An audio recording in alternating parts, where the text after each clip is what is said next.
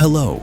This video is about generating reports for the different modules you are using across all your projects.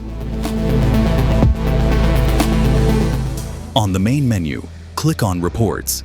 Here, you can generate reports for various modules such as leads, inventory, and other available modules. For example, click on Leads. You will be able to see all your project details along with the lead-related information.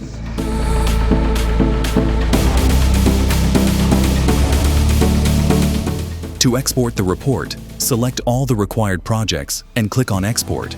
Then choose Excel to download the report as an Excel file.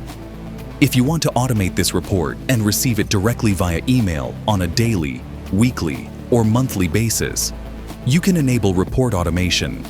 Select the users who should receive the report, and you can also choose multiple users if required.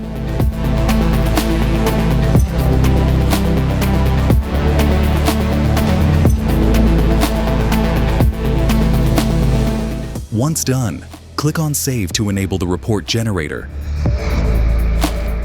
This is how you can generate and automate reports for different modules in the system. Thank you.